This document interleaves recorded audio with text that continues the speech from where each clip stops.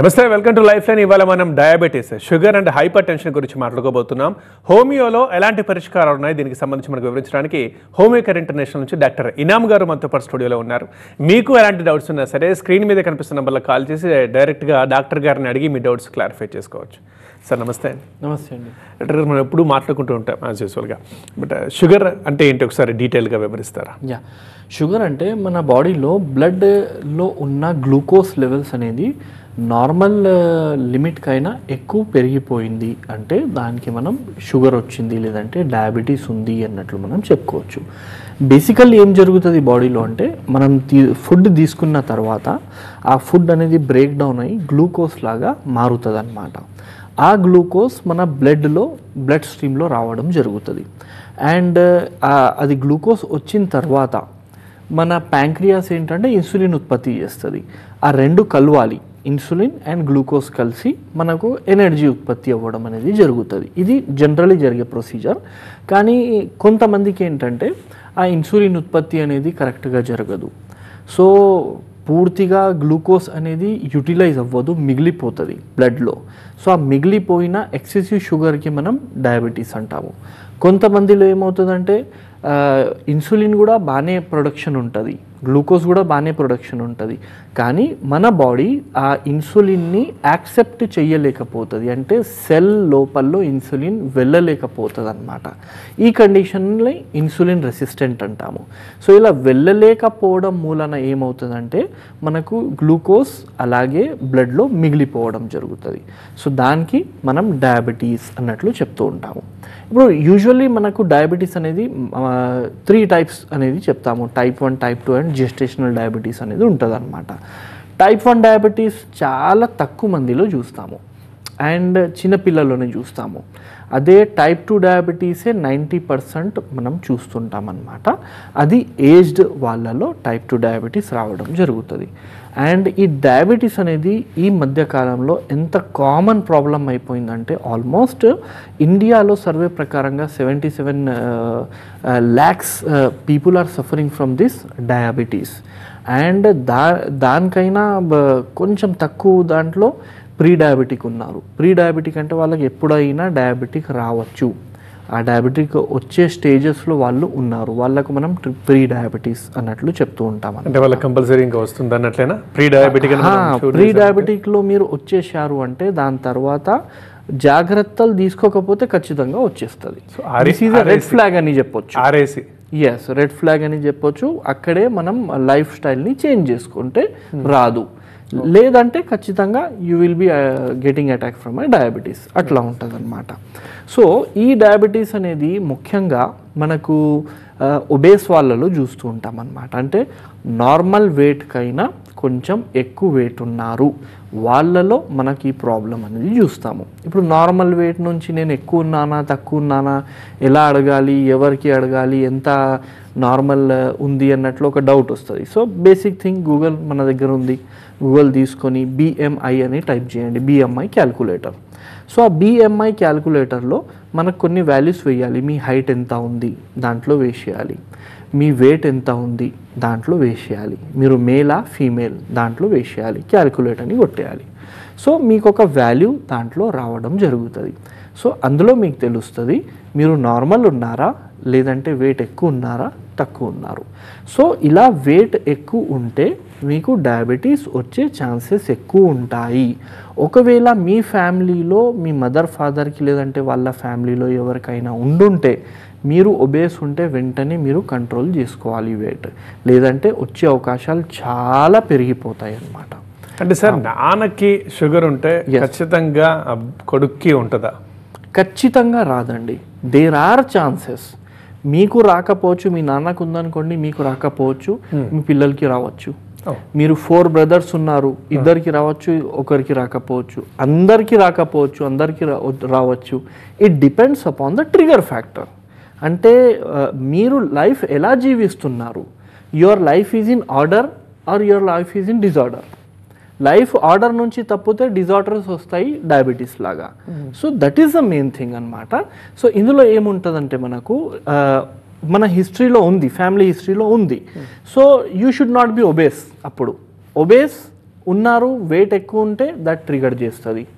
లేదంటే you are an alcoholic person, trigger చేస్తుంది. You are a smoker, trigger చేస్తుంది. Or else లైఫ్లో చాలా టెన్షన్స్ చాలా ఎక్కువ ఉన్నాయి, సో అలాంటప్పుడు కూడా ట్రిగర్ అవ్వడం జరుగుతుంది. ఇప్పుడు టెన్షన్ ఎవరికి లేదు, అందరికీ టెన్షన్స్ ఉన్నాయి. బట్ ద థింగ్ ఏంటంటే how we are taking it, that is important thing. కొంతమందికి ఒక 10 lakh rupees వెళ్ళిపోయిందంటే వాళ్ళు అదే దాంట్లో ఒక 1 year వరకు ఉంటారు, పోయింది. కొంతమంది ఏంటంటే రీగెయిన్ అయిపోతారు జల్దీ. సో అలాంటి వాళ్ళకు అంత రాదు. సో ఎక్కువగా స్ట్రెస్ ఉన్న వాళ్ళకు అండ్ స్టాగ్నెంట్ లైఫ్ స్టైల్ ఉంది మీకు రావచ్చు. స్టాగ్నెంట్ లైఫ్ స్టైల్ అంటే కదలికలు ఎక్కువగా లేవు, ఆఫీస్ జాబ్ ఉంది, కూర్చొని చేస్తున్నాము, ఇంటికి వెళ్ళి వండుకుంటున్నాము, వాకింగ్ లేదు, స్విమ్మింగ్ లేదు, రన్నింగ్ లేదు, గేమ్స్ లేవు, ఏమీ లేదు. అలాంటి సందర్భాల్లో మీకు వచ్చే అవకాశాలు ఉంటుంది. సెంట్రల్ ఒబేసిటీ చాలా కామన్ అయిపోయింది. సెంట్రల్ ఒబేసిటీ అంటే చేతులు బాగానే ఉంటాయి, కాళ్ళు బాగానే ఉంటాయి, పుట్ట మాత్రం ఇంత పెద్దగా ఉంటుంది. అది చాలామందికి ఉంటుంది ఇది. సో సెంట్రల్ ఒబేసిటీ వాళ్ళలో కూడా ఇది చూస్తూ ఉంటాం అన్నమాట మనం ఎక్కువగా. సో ఈ ఫ్యాక్టర్స్ మీ లైఫ్లో ఉంటే మీకు షుగర్, డయాబెటీస్ వచ్చే అవకాశం ఉంటుంది. ఇంకొకటి నేను చెప్పాను, జెస్టేషనల్ డయాబెటీస్ అని చెప్పాను. జెస్టేషనల్ డయాబెటీస్ అంటే ప్రెగ్నెన్సీలో కొంతమందికి ప్రాబ్లం రావడం జరుగుతుంది, డయాబెటీస్ ప్రాబ్లం. అది మీకు డెలివరీ తర్వాత కొంతమందిలో తక్కువ అయిపోతుంది, కొంతమందిలో ఉండిపోవడం జరుగుతుంది. సో ఇది కూడా ఒక టైప్ ఆఫ్ డయాబెటీస్ అన్నమాట. జెస్టేషనల్ డయాబెటీస్లో ఒకవేళ మీరు కరెక్ట్గా చూసుకోకపోతే చాలా పెరిగిపోయిందంటే పుట్టబోయే బేబీకి కూడా బ్యాడ్ ఎఫెక్ట్స్ అయ్యే అవకాశం అనేది ఉంటుంది అన్నమాట. సో అందుకొరకు ఏం చెప్తూ ఉంటాం మేము, సంవత్సరంకి ఒకసారి మీరు టెస్టులు చేసుకోవాలి. ఈ కాలంలో అయితే ఖచ్చితంగా చేసుకోవాలి. ఎందుకంటే చాలామందికి డయాబెటీస్ ఉంది కానీ వాళ్ళు టెస్ట్ చేయలేదు కాబట్టి వాళ్ళకు తెలియదు. బికాజ్ చాలా కేసెస్ ఏసిమ్టమేటిక్ ఉంటాయి. ఏసిమ్టమేటిక్ అంటే లక్షణాలు ఏమీ కనబడవు, వాళ్ళకు షుగర్ ఎక్కువ ఉంటుంది, లక్షణాలు కనబడదు. ఏదో పళ్ళు ప్రాబ్లం ఉందని షుగర్ టెస్ట్ చేయించుకొని వెళ్తాము, అప్పుడు 300 వచ్చేస్తుంది, suddenly 350, but they are doing good, ఇప్పుడు వరకు బాగానే ఉన్నాం సార్, ఇదేంది 350 వచ్చింది అంటారు. So these type of cases are called as asymptomatic cases which are more dangerous. ఎందుకంటే ఇది ఫైనల్ రిజల్ట్ చూపిస్తుంది, ఇది లక్షణాల మధ్యలో చూపించదు. సడన్లీ నరాలు డ్యామేజ్ అయిపోయినాయి, సడన్లీ కళ్ళు ఇబ్బంది వచ్చేసినాయి, సడన్లీ ఈడీ ప్రాబ్లం వచ్చేసింది, అలా ఉండడం జరుగుతుంది. కానీ మరి అట్లాంటిది ఇంకా మన చేతిలో లేనట్టే కదా సార్, అన్లక్కీ అన్నట్లే కదా. మన చేతిలో లేదు అన్నట్లు కాదు, మనం చూసుకోవాలి, పారామీటర్స్ చూసుకోవాలి. నేను ఒబేస్ ఉన్నాను, సో నా బాధ్యత ఏంది, సంవత్సరంకి ఒకసారి టెస్ట్ చేసుకోవడం. నేను చాలా స్మోకింగ్ చేస్తున్నాను, నాకు చాలా టెన్షన్ ఉంది, నాకు కదలికలు ఎక్కువగా లేవు, అలాంటప్పుడు నేను సంవత్సరంకి ఒక్కసారి టెస్ట్లు అనేది చేయించుకోవాలి. సో దట్ ఇవన్నీ ఉన్నాయా లేవా అన్నట్లు మనకు కనబడుతుంది. అప్పుడు మనం కరెక్ట్ మెడిసిన్స్ కానీ లేదంటే ప్రీ డయాబెటిక్ స్టేజ్లో వచ్చేసారంటే దానికి మేనేజ్మెంట్ మనం చేసుకోవచ్చు, హెల్దీ లైఫ్ స్టైల్ మొదలు పెట్టుకోవచ్చు, హెల్దీ ఫుడ్ అనేది తీసుకోవచ్చు. ఎందుకంటే డిసీజ్ రాకముందు కొంచెం అనిపిస్తుందంటే ఓన్లీ డైట్తో దానికి కంట్రోల్ చేయవచ్చు. And sugar is more about the diet than the medicines అనమాట. డైటే ఇంపార్టెంట్ ఉంటుంది, మేనేజ్మెంట్ ఇంపార్టెంట్ ఉంటుంది అనమాట. అండ్ సార్ మరి ఈ ఒక 10-20 ఏళ్ళుగా మాత్రం ఊళ్ళలోనో లేకపోతే బయట గానో ఎక్కువగా మనం మాట్లాడుతున్నామనంటే ఓన్లీ షుగర్.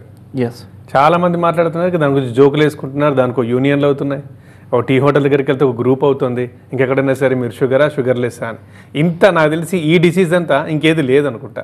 ఎందుకు ఇదే ఇంత పర్టికులర్గా ఇంత తొందరగా ఎక్స్పాండ్ అయిపోయింది, రీజన్ ఏంటి సార్? అదే metabolic disorder and because of urbanization. Urbanization అంటే మన లైఫ్ స్టైల్ చాలా ఫాస్ట్ అయిపోయింది, మన కోసం మన దగ్గర టైం లేకపోవడం, దానివల్ల బాడీకి కరెక్ట్ ఫుడ్ దొరకట్లేదు, బాడీకి కరెక్ట్గా రెస్ట్ దొరకడం లేదు. ఎంత మనం యాక్టివ్ ఉంటే అన్ని వ్యాధులతో దూరం ఉంటాము, కానీ యాక్టివిటీ ఎంత తక్కువైపోయింది, చాలా తక్కువైపోయింది. మనకు మీన్స్ ఆఫ్ ట్రాన్స్పోర్ట్ చాలా ఎక్కువ ఉంది మనకు, సో నడవడం చాలా తక్కువ అయిపోయింది. మీరు పాత వీడియోస్ చూడండి ఎప్పుడైనా, సో ఫుట్పాత్ మీద జనాలు నడుస్తూ పోతూ కనబడుతూ ఉంటారు దాంట్లో. కానీ ఇప్పుడు కొత్త వీడియోస్ చూడండి, దాంట్లో ఓన్లీ కార్స్, బైక్స్ కనబడుతూ ఉంటాయి. సో ఇందులో ఏంటంటే ఫిజికల్లీ మనం నడవడం అనేది మానేసినాము. సో మీన్స్ ఆఫ్ ట్రాన్స్పోర్ట్ ఎక్కువైపోవడం మూలన, బాడీ యాక్టివిటీ తక్కువైపోవడం మూలన చిన్న ఊర్లో పోయినా కూడా ఒక ఇంట్లో 2-3 బైకులు ఉన్నాయి. దగ్గరే పోవాలి అంటే కూడా బైక్ తీసుకొని పోతున్నాము. సో ఇలాంటి లైఫ్ స్టైల్ చేంజెస్ మూలన మనకు ఇలాంటి వ్యాధులు ఎక్కువగా కనబడుతున్నాయి అన్నమాట. సో మెయిన్ రీజన్ ఇదే ఉంది. అపాన్ దట్ కొంచెం స్ట్రెస్సెస్ చాలా ఎక్కువైపోయింది. అందరూ అర్బనైజేషన్లో ఉన్నాము, అందరికీ టార్గెట్స్ ఉన్నాయి, అందరికీ ఈఎంఐస్ ఉన్నాయి. సో దాని మూలన ఈ stress levels and hour environmental causes మూలన పెరుగుతుందన్నమాట. సో మరి షుగర్కి పరిష్కారం ఏంటి? పూర్తిగా పోవచ్చా లేదా ఉన్నదాన్ని కంట్రోల్ చేసుకోవచ్చా? కంపేర్ టు అదర్ మెడిసిన్ హోమియోలో ఎలాంటివి ఉన్నాయి? షుగర్లో చూడండి ఎలా ఉంటుందంటే, first we have to understand K homeopathy ఉన్నా అలోపతి ఉన్నా ఏమున్నా కూడా ఫస్ట్ పేషెంట్ చేతిలో 50% ఉంటుంది. పేషెంట్ చెయ్యకుండా మొత్తం మెడిసిన్స్ మీద భారం పెడితే ఆ వ్యాధి తక్కువ అవ్వదు, ఇంకా పెరుగుతూనే ఉంటుంది అన్నమాట. సో పేషెంట్ చేతిలో 50% ఉంటుంది. మనం డైట్ కంట్రోల్ చేసుకోవాలి, మనం యాక్టివిటీని పెంచుకోవాలి, దాని తర్వాత మెడిసిన్స్ అనేది కరెక్ట్గా పనిచేస్తుంది. ఇప్పుడు హోమియోపతిలో ఏంటంటే అండి, ఒకవేళ you are a pre diabetic patient, so అలాంటప్పుడు ఏంటంటే you don't need any medicines. ఒకవేళ మీరు డయాబెటిక్ ఇప్పుడు మీకు డయాబెటీస్ వచ్చేసింది, ఒక 5 years అయింది డయాబెటీస్ వచ్చి, so there are very high chances కి ఆ మొత్తం డయాబెటీస్ లెవెల్స్ని, ఆ HbA1c లెవెల్స్ని మనం మేనేజ్ చేసుకోవచ్చు హోమియోపతిక్ మెడిసిన్స్తో. చాలా సంవత్సరాల నుంచి ఉంది ప్రాబ్లం, కాంప్లికేషన్స్ వచ్చేస్తున్నాయి. అలాంటప్పుడు హోమియోపతిక్ మెడిసిన్స్తో ఆ కాంప్లికేషన్స్ అన్నీ వెళ్ళిపోయినట్టు మనం చూసుకోవచ్చు. కాంప్లికేషన్స్ అంటే మనకు కాళ్ళల్లో తిమ్మిర్లు వస్తున్నాయి, డయాబెటీస్ ఉంది, కాళ్ళలో తిమ్మిర్లు వస్తున్నాయి, కాళ్ళలో మంటలు అవుతున్నాయి, న్యూరోపతి అంటాము. So this is a diabetic complication. ఈ డయాబెటిక్ కాంప్లికేషన్ అనేది చాలా ఈజీలీ హోమియోపతిక్ మెడిసిన్స్తో మనకు తక్కువైపోవడం జరుగుతుంది. మెల్లమెల్లగా మీ డోసేజెస్ కూడా మనం కంట్రోల్ అనేది చేస్తాము, కింద చేస్తాము, అండ్ కొంతమందికి క్లోజ్ కూడా అయిపోతాయి మెడిసిన్స్. సో ఈ type of treatment will be there. And మన దగ్గర ఏంటంటే జెనెటిక్ కాన్స్టిట్యూషనల్ సిమిలిమం మెడికేషన్స్ ఉంటాయి. ఆ మెడిసిన్స్తో ఈ ప్రాబ్లం తొందరగా కంట్రోల్ అయ్యేటట్లు మెడిసిన్స్ అనేది ఇవ్వచ్చు. షుగర్ మాట్లాడడం, హైపర్ టెన్షన్ గురించి చెప్తారా? హైపర్ టెన్షన్ అంటే నార్మల్ భాషలో దానికి మనం బీపీ అని చెప్తూ ఉంటాం అన్నమాట. ఇది డయాబెటీస్కైనా ఎక్కువ జనాలలో ఈ బీపీ ప్రాబ్లం అనేది ఉంది. అండ్ ఎంత కామన్ ఈ ప్రాబ్లం ఉంది అంటే, ఐదుగురిలో చూసుకుంటే ఒకరికి ఈ ప్రాబ్లం ఖచ్చితంగా ఉంటుందన్నమాట. అండ్ ఆల్మోస్ట్ వరల్డ్ వైడ్గా 1.28 బిలియన్ పీపుల్కి హైపర్ టెన్షన్ ఉంది, బీపీ ప్రాబ్లం అనేది ఉంది. అంత వైడ్ స్ప్రెడ్ అయిపోవడం జరిగింది. అందులో ఆల్మోస్ట్ 40% జనాలకు తెలియదు కే they are suffering from hypertension అన్నట్లు, వాళ్ళకు బీపీ ఉంది అన్నట్లు వాళ్ళకు కూడా తెలియదు. బికాస్ లక్షణాలు ఎలా ఉంటాయి మనకు తెలియదు, అవగాహన లేదు. దానివల్ల మనకు ప్రాబ్లం ఉన్నా కూడా దానికి ఐడెంటిఫై చెయ్యలేకపోవడం. And because of this reason premature deaths అనేది మన సమాజంలో చాలా పెరిగిపోవడం జరిగింది. ప్రీమెచ్యూర్ డెత్ అంటే కంటిన్యూస్లీ మనకు బీపీ ఎక్కువనే ఉంది, బట్ ఐడెంటిఫై చేయలేకపోయినాము, దానివల్ల వాళ్ళకు డెత్ అనేది రావడం జరిగింది. Because of any reason. Only BP ఎక్కువ ఉంటే చనిపోతారు అలా కాకుండా, బీపీ ఎక్కువ అయితే కిడ్నీ సమస్యలు వస్తాయి, బీపీ ఎక్కువ అవుతే హార్ట్ డిసీజెస్ వస్తాయి, బీపీ ఎక్కువ ఉంటే బ్రెయిన్ డిసీజెస్ వస్తాయి, అలా మల్టిపుల్ డిసీజెస్ అనేది ఉంటుందన్నమాట. సో దీనికి మనం చెక్లో పెట్టడం అనేది చాలా అంటే చాలా ఇంపార్టెంట్ థింగ్ అన్నమాట. అండ్ ఈ హైపర్ టెన్షన్ అనేది మనకు చాలా రీజన్స్ చూసుకుంటే again the same reasons as of diabetes. ఇప్పుడు డయాబెటీస్లో ఏమేమి రీజన్స్ మనం చూసాము, జెనెటిక్ ప్రాబ్లం కావచ్చు, ఫెమిలియల్ టెండెన్సీ కావచ్చు, ఎక్సెసివ్ ఆల్కహాల్ స్మోకింగ్ కావచ్చు, అండ్ ఒకటే చోట కూర్చోవడం, lack of activity, stagnant lifestyle కావచ్చు, స్ట్రెస్ కావచ్చు. ఇలా there are multiple reasons. With high salt intake, salt చాలా తినే వాళ్ళకు కూడా ఈ హైపర్ టెన్షన్ అనే ప్రాబ్లం వాళ్ళకు రావచ్చు. సో బేసికల్లీ ఇందులో ఏమవుతుంది లోపల, దేనికి బీపీ అంటాము అన్నట్లు చూసుకుంటే normal level of the BP ఏంటంటే ఎవరికైనా అడిగితే ఏం చెప్తారు 120/80 అంటారు. సో 120/80 ఏందది అంటే 120 it is called as systolic pressure. Systolic pressure అంటే హార్ట్ బీట్ అయినప్పుడు ఒక ప్రెషర్తో బ్లడ్ అనేది మన నరాల్లో పోవడం జరుగుతుంది. సో ఆ ప్రెషర్ని మనం క్యాల్కులేట్ చేస్తే 120 పైనది సిస్టాలిక్. అదే హార్ట్ రెస్ట్లో వచ్చేసింది, రిలాక్స్ అయిపోయింది, అలాంటప్పుడు ఆ ప్రెషర్ డౌన్ అవుతుంది. సో ఆ డౌన్ది మనం డయాస్టాలిక్ అంటాము. సో దీనికి మనం నార్మల్ రేంజ్, హెల్దీ రేంజ్ ఏంటంటే 120/80. ఒకవేళ మన బ్లడ్ ఇది హైపర్ టెన్షన్ ఉంటే, మన వాల్యూస్ ఉంటే you are no more a hypertension patient అనమాట. కానీ ఈ వాల్యూ, ఈ బ్లడ్ ప్రెషర్ అనేది 140 టచ్ అవుతుంది పైన, సిస్టాలిక్ 140, కిందది డయాస్టాలిక్ 90 టచ్ అవుతుంది అంటే మీకు మెడిసిన్స్ వాడాల్సిన అవసరం రావచ్చు. అలాగే 130 ఉంది, 135 ఉంది, అలాంటప్పుడు మనకు మెడిసిన్స్ అనేది అవసరం ఉండదు. It is acceptable up to 139. 140 touch అయిందంటే మెడిసిన్స్ వాడాల్సిన అవసరం అనేది ఉంటుంది అనమాట. So this is a hyper tension. ఇలా వర్కౌట్ అవ్వడం జరుగుతుంది బాడీలో. అంటే సార్ లో బీపీ అంటారు, హై బీపీ అంటారు, రెండు ప్రమాదకరమైనా లేకపోతే రెండిట్లో ఏదన్నా ఓకేనా? నై, అలా కాదు, రెండు కూడా ప్రమాదమే. సి ఎవ్రీథింగ్ బాడీలో నార్మల్ ఉంటేనే మంచిది. హార్ట్ చాలా స్పీడ్గా నడుస్తే కూడా ఇబ్బంది అవుతుంది, హార్ట్ చాలా తక్కువగా నడుస్తే కూడా ఇబ్బంది అవుతుంది. బీపీ చాలా ఎక్కువ ఉన్నప్పుడు కూడా ఇబ్బంది. బీపీ చాలా ఎక్కువ ఉందనుకోండి, అలాంటప్పుడు ఏమవుతుంది, మనకు నరాల మీద ప్రెషర్ పడుతుంది. ఆ ప్రెషర్ వల్ల ఏమవుతుందంటే ఎక్కడైనా ఆ ఆర్టరీస్ డ్యామేజ్ అయిపోవడం జరుగుతుంది. ఆ డ్యామేజ్ వల్ల బ్లడ్ లీకేజ్ అవుతుంది, బ్లడ్ గడ్డగట్టుతుంది. దాని తర్వాత కాంప్లికేషన్స్. అదే బ్రెయిన్లో జరిగిందనుకోండి, మనకు స్ట్రోక్ వచ్చింది అంటాము, చేతులు కాళ్ళు పడిపోవడం అనేది జరుగుతుంది. అదే మనకు హార్ట్ దగ్గర జరిగిందనుకోండి, హార్ట్ ఫెయిలియర్ అయిపోవడం జరుగుతుంది. సో ఇలా డిఫరెంట్ ప్రాబ్లమ్స్. ఇప్పుడు అలాగే చాలా తక్కువ అయిపోయింది బీపీ. సో తక్కువ అయిపోవడం వల్ల ఏమవుతుంది, మన హార్ట్ అనేది పూర్తిగా బాడీలో ఉన్న అన్ని గ్రంథులకి బ్లడ్ సప్లై చేయలేకపోవడం, చాలా తక్కువ ప్రెషర్ ఉండే. అలా చేయలేకపోతే ఏమవుతుందంటే మన బాడీకి ఆల్వేస్ బ్లడ్ అవసరం ఉంటుంది బికాజ్ ఆఫ్ ఆక్సిజన్. బాడీ గ్రంథులకి ఆక్సిజన్ కూడా అవసరం. అలాంటప్పుడు ఆక్సిజన్ దొరకకపోవడం మూలన ఆ గ్రంథులు అనేది ఖరాబ్ అయిపోవడం జరుగుతుంది అనమాట. సో ఇలా ఎక్కువ ఉంటే కూడా ప్రాబ్లం, తక్కువ ఉంటే కూడా ప్రాబ్లం. నార్మలే ఉంచుకోవాల్సిన అవసరం ఉంటుంది. ఇప్పుడు ఎక్కువ ఉంది అంటే మనకి ఎలా తెలవాలి? కొంతమందికి అయితే లక్షణాలు ఉండవు. Again the same thing happens here, లక్షణాలు కనబడవు. కాబట్టి మనం ఎప్పుడైనా డాక్టర్ దగ్గర వెళ్ళినాం, జలుబు దగ్గుకి చూపించుకోవడానికైనా వెళ్ళినామంటే మనం బీపీ చెక్ చేయించుకోవాలి. అండ్ ఇంకొకటి ఏముంటుందంటే, మీరు పరిగెత్తుకొని వెళ్ళి బీపీ చెక్ చేపించుకున్నారు, కొంచెం స్పీడ్గా వెళ్ళి బీపీ చెక్ చేపించుకున్నారు, అలాంటప్పుడు ఎక్కువనే వస్తుంది. కానీ అప్పుడు ఎక్కువనే వస్తుంది.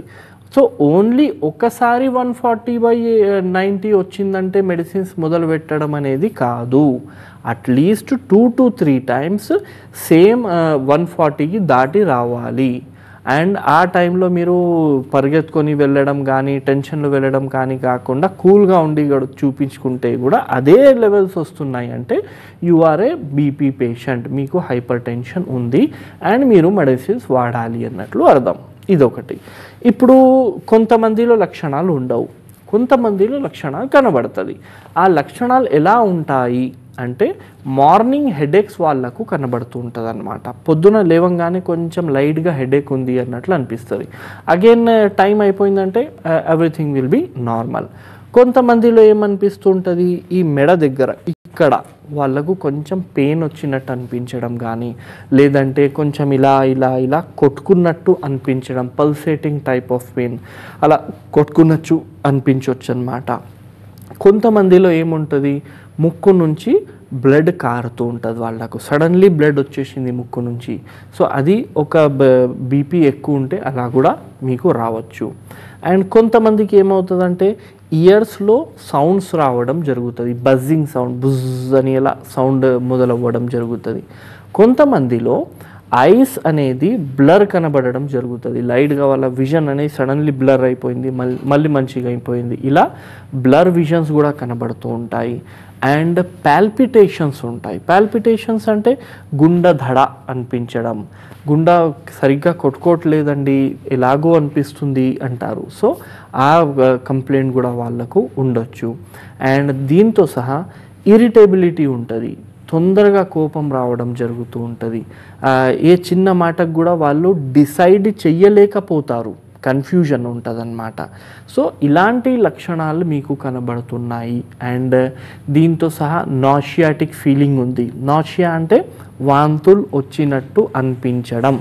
సో అలా ఏమైనా మీకు ఉంది అంటే కూడా మీకు బీపీ ఉన్నట్టు అర్థం. ఇవన్నీ లక్షణాలు ఒకవేళ ఉన్నాయి అంటే వెంటనే డాక్టర్కి మీరు కలవాల్సిన అవసరం ఉంటుంది.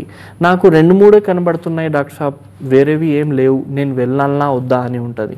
2-3 కనబడినా కూడా వెళ్ళాలి ఖచ్చితంగా. ఎందుకంటే అందరికీ అన్ని లక్షణాలు రావు, కొంతమందికి ఒక్క సిమ్టమ్ కూడా ఒక్క సైన్ కూడా కనబడదు.